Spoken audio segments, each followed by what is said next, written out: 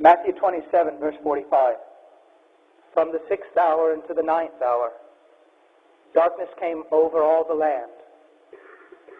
About the 9th hour, Jesus cried out in a loud voice, Eloi, Eloi, lama sabachthani, which means, my God, why have you forsaken me?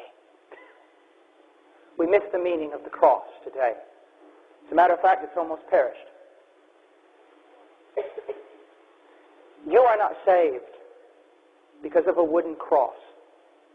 You are not saved because the Romans beat his back. You are not saved because of a crown of thorns on his head. And you are not saved because someone pierced his hands with nails. You are saved because he died,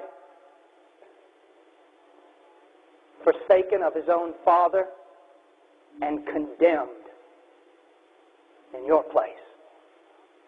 The pain of the cross is not found in crosses or nails or crowns of thorns or stripes on a back. The pain of the cross and what has caused you to be redeemed is the fact that the Son of God became a curse. You see, you don't realize that much because you don't hear it much. What makes the cross such a tragic but yet such an important event is that when Christ was on the cross, all the wrath of Almighty God that you should drink, he drank in your place. You see, when he was in the garden, I'm amazed that so many people wonder what was that cup he was so worried about drinking and that he wanted to pass from him.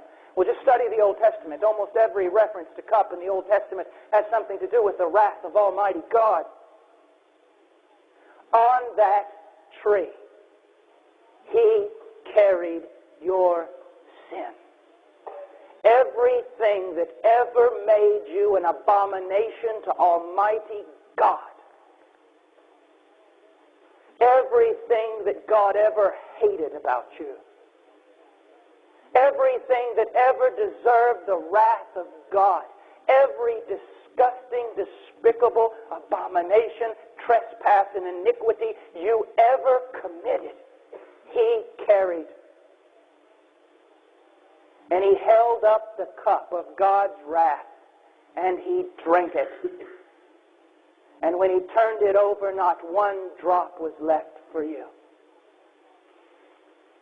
Where's the pain of the cross?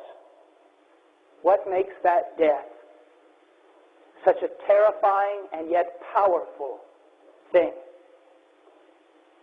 You see, you can't know unless you know what you are apart from it. Anything that deviates, even less than a millimeter from the righteous standard of God, is nothing more than an abomination before him and under a curse.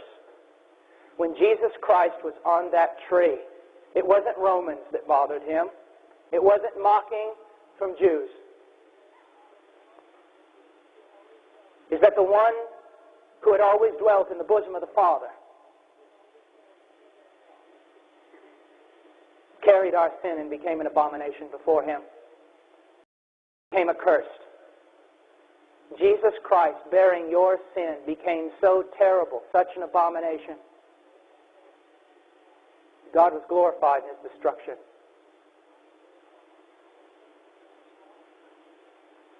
The pain of the cross, throw the whip to the wind. That's a little thing.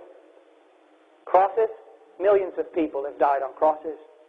Crowns of thorns, small thing. Broken fellowship between the Father and the Son. Any one of us, in any shape, form, or fashion, trying to draw near to a holy God would get nothing but the heaven's door slammed squarely in our face. Turned away. The door was slammed on someone else, the Son. He died. You're a child of God. He died for you. That's what makes everything else so small in life.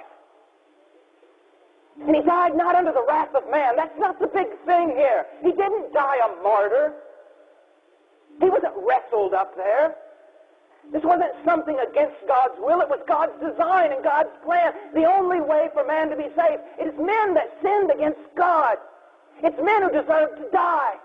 God had to become a man to take men's sin, to take your sin, and to take your curse and your condemnation and your wrath and die for you. Let's go to Isaiah 53. Lord's will to crush him and to cause him to suffer. My goodness, do you understand these words? It was God's will to crush him. The only way that you and I might be saved was for a perfect sacrifice to be crushed under the full strength of God's wrath. God is a just God. He cannot wink at sin. He can't pass over it. It must be dealt with. And the only way was for it to be dealt with on a cross. And to be dealt with through the Holy Son of God that became an abomination. The carrier of our sin. The serpent lifted up in the wilderness to be crushed by God. So that the full length of his justice would be poured out.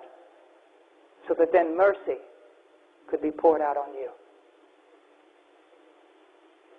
But it seems to me that everyone is always preaching about nails and crosses, and they're not preaching about the right thing.